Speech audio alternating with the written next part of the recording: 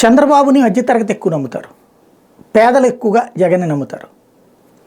ఆంధ్రప్రదేశ్లో ఇప్పటికిప్పుడు అబ్జర్వ్ చేస్తే 100కి 80% మంది పేదలు ఉన్న వాళ్ళలో, అంటే ఏదో విపరీతంగా ప్రేమిస్తారని చెప్పను నేను, గతంలో పాలకులందరితో పోల్చుకుంటే జగన్ బెటర్ అని 80% మంది పేదలు అనుకుంటారు.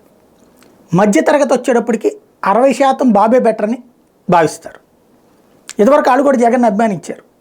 కానీ క్రమంగా ఈ పెరుగుతున్న ఖర్చులు, భారాలు, అట్లాగే ఈ ఉచితాలు అందుకుంటున్నటువంటి వాళ్ళు ఈ ఉచితాలు వచ్చిన ధైర్యంతో అడుగుతున్నటువంటి కూలీలు పెంచేయటం, ఇట్లాంటివన్నీ కూడా వాళ్ళకి వాళ్ళనేం అనలేరు. తమ ఇంటికి వచ్చే పని మనిషినో, తమ ఇంటి దగ్గరకు వచ్చేటువంటి ఎలక్ట్రీషియనో, తమ పొలంలో పనిచేసేటువంటి రైతును ఏం తిడతారు, కూలీను.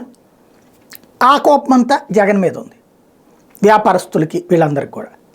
తద్వారా వాళ్ళు జగన్ వద్దనుకుంటున్నారు కాబట్టి బాబు పట్ల ప్రేమతో ఉన్నారు.